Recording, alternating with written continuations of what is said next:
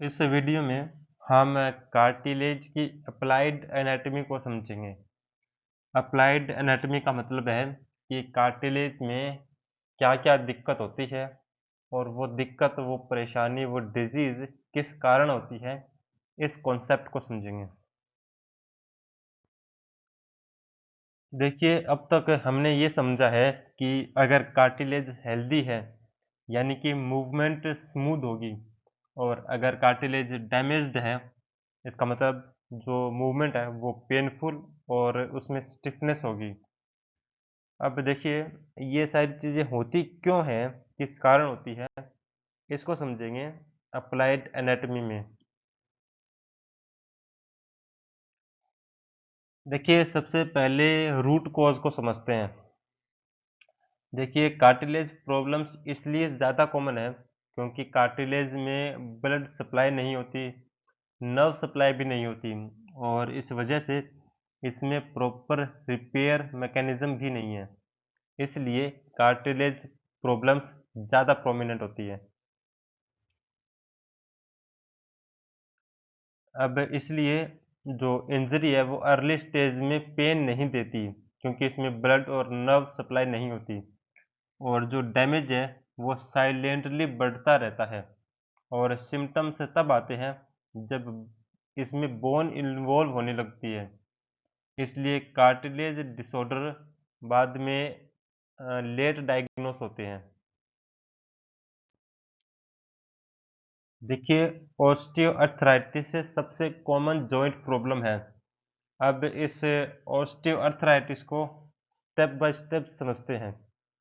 देखिए, जो articular cartilage होता है उसकी परत धीरे धीरे पतली होने लगती है, और जो मैट्रिक्स वाटर कंटेंट होता है वो भी कम होने लगता है। इस वजह से जो कार्टिलेज के कॉन्ड्रोसाइट्स सेल होते हैं वो डाई करने लगते हैं, यानी कि मरने लगते हैं।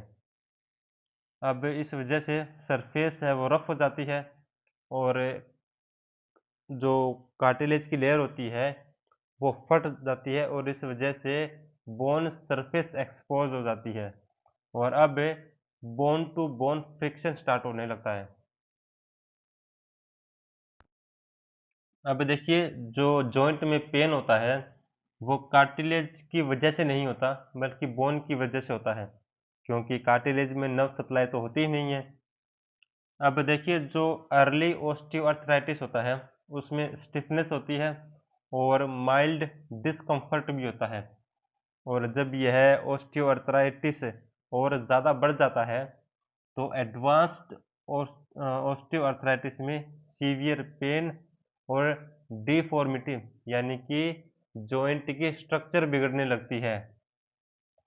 यही रीज़न है कि जो ओस्टियोआर्थराइटिस होता है उसको एक इर्रिवर्सिबल डिजीज़ बोला जाता है। अब एक कॉमन सवाल होता है कि फ्रैक्चर तो जल्दी ठीक हो जाता है, पर कार्टिलेज क्यों नहीं रिपेयर होता? तो इसका आंसर सिंपल सा ही है कि फ्रैक्चर होता है बोन में, और बोन में ब्लड सप्लाई होती है, स्टेम सेल्स होते हैं, और इसकी रीमॉडलिंग कैपेसिटी होती है इसमें। इस वजह से फ्रैक्चर ठीक हो जाता है, और अब क्योंकि कार्टिलेज में ये तीनों चारों चीज़ें नहीं होती, तो जो कार्टिलेज का जो डैमेज है वो परमानेंट होता है। अब फाइब्रोकार्टिलेज की अप्लाइड एनाटॉमी को समझते हैं, और इंटरवर्टिबल डिस्क इसको समझते हैं। देखिए, इंटरवर्टिबल डिस्क के दो पार्ट होते हैं। देखिए, इसका जो पहला टाइप है वो है एनुलस फाइब्रोसिस, और यह फाइब्रोकार्टिलेज का बना होता है। यानी कि ये जो इंटरवर्टिबल डिस्क है इसको यहाँ पर ट्रांसफर करते हैं। अब देखिए, जो एनुलस फाइब्रोसिस होता है वो ये वाला पार्ट है, और यह फाइब्रोकार्टिलेज का बना होता है।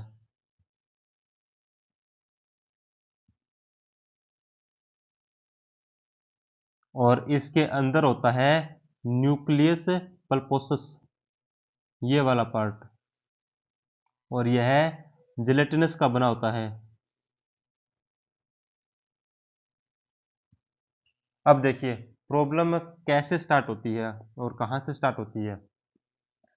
देखिए बहुत ज़्यादा स्ट्रेस या कि फिर रिपीटेड स्ट्रेस या कि फिर खराब पोस्चर की वजह से इस इंटरवर्टिबल डिस्क पर लोड पड़ता है, और लोड पड़ने की वजह से जो फाइब्रोकार्टिलेज होता है यानी कि ये वाला जो हिस्सा है यह वीक हो जाता है। और जब यह वीक हो जाता है तब इसके अंदर मौजूद जो न्यूक्लियस पल्पोसस होता है यानी कि ये वाला हिस्सा, यह बाहर निकलने लगता है यहाँ से। और जब यह न्यूक्लियस पल्पोसस बाहर निकलता है तब यहाँ से जो स्पाइनल कॉर्ड से जो नर्व निकल रही होती है यह उसको कंप्रेस करता है, इस नर्व को यह कंप्रेस करता है और इस वजह से पेन जनरेट होता है। इसको डिस्क प्रोलैप्स या कि फिर स्लिप्ड डिस्क बोलते हैं। अब यह जो पेन है यह कार्टिलेज से नहीं आता, यह आता है जब यह इस नर्व को कंप्रेस करता है, नर्व कंप्रेशन से। और यही रीज़न है कि जो ओस्टियोआर्थराइटिस है, नहीं जो डिस्क प्रोलैप्स या फिर स्लिप डिस्क वाली प्रॉब्लम है, यह सिर्फ बेड रेस्ट से ठीक नहीं होती। इसके लिए कोर स्ट्रेंथनिंग की बहुत ज़रूरत होती है। कोर स्ट्रेंथनिंग मतलब इसकी जो बोन स्ट्रेंथनिंग है वो और जो मसल स्ट्रेंथनिंग है वो, जब ये दोनों होंगी तब इस डिस्क प्रोलैप्स या फिर स्लिप डिस्क का परमानेंट क्योर होगा।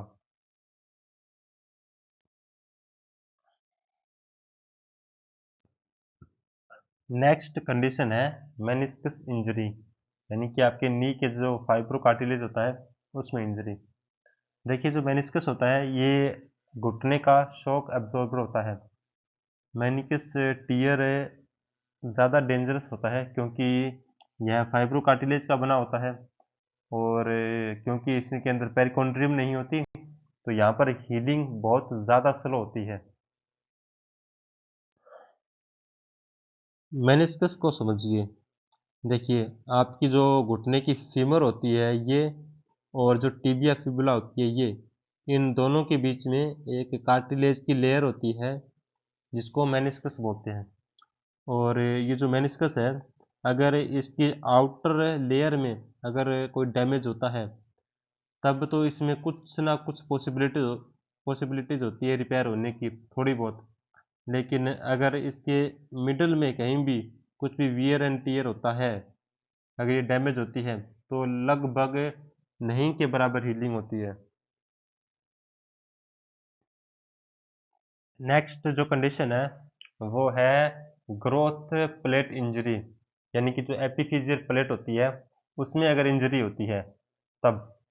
देखिए जो एपिफिजियल प्लेट होती है ये हाइलिन कार्टिलेज की बनी होती है, और अगर ट्रोमा या इन्फेक्शन या कि फिर हार्मोनल डिसऑर्डर की वजह से इसमें कुछ दिक्कत होती है तो यह बच्चों की ग्रोथ में प्रॉब्लम क्रिएट करता है। देखिए जब ग्रोथ प्लेट डैमेज होती है तब कार्टिलेज प्रोलिफिकेशन डिस्टर्ब होता है, और बोन लेंथ जो उसकी लंबाई का बढ़ना होता है वो रुक जाता है।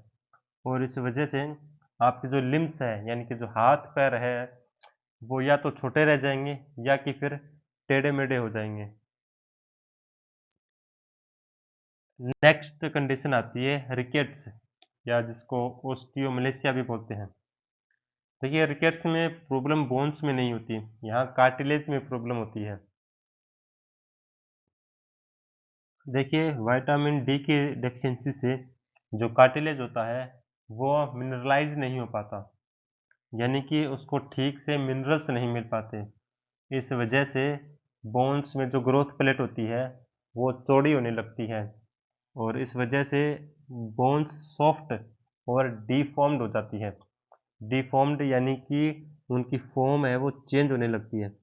जैसे अगर प्रॉपर शेप अगर ये है बोन की स्ट्रेट, तो बोन इस तरीके से बो लाइक हो जाएगी। बो का मतलब होता है धनुष, यानी कि हड्डियों का इस तरीके से मुड़ जाना, इसको बोलते हैं रिकेट्स। या फिर ये इस तरीके से भी हो सकता है, या फिर ये इस तरीके से भी हो सकता है। और इस तरीके की लेग्स में जहाँ पर ग्रोथ प्लेट को ठीक से मिनरल्स नहीं मिल पाते, वहाँ पर जो ग्रोथ होती है वो बहुत ज़्यादा स्लो और बहुत देरी से होती है, और जो फॉर्म है हड्डियों का वो बिगड़ जाता है।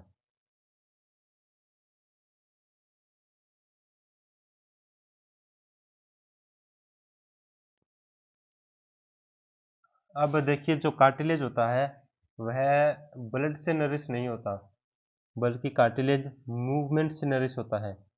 अगर मूवमेंट नहीं होगी तो कार्टिलेज सूख जाएगा, क्योंकि मूवमेंट से साइनोवियल फ्लूइड के थ्रू वह न्यूट्रिशन लेता है। और अगर साइनोवियल फ्लूइड में मूवमेंट नहीं होगी तो उसको कार्टिलेज को न्यूट्रिशन नहीं मिलेगी, इस वजह से। और देखिए, अगर एक्सेस मूवमेंट हो तो जो कार्टिलेज है वो डैमेज हो जाएगा। इस इसलिए बैलेंस में मूवमेंट होना कार्टिलेज की हेल्थ के लिए बहुत ज़रूरी होता है।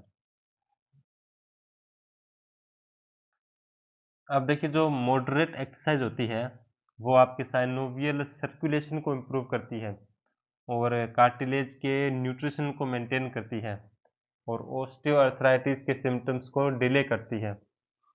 इसलिए जितनी ज़्यादा मूवमेंट, ज़्यादा का मतलब रेगुलर मूवमेंट, हल्की फुल्की मॉडरेट मूवमेंट अगर जितनी ज़्यादा होगी, आप में ओस्टियोआर्थराइटिस होने का खतरा उतना ही कम होगा। इसको समराइज करते हैं।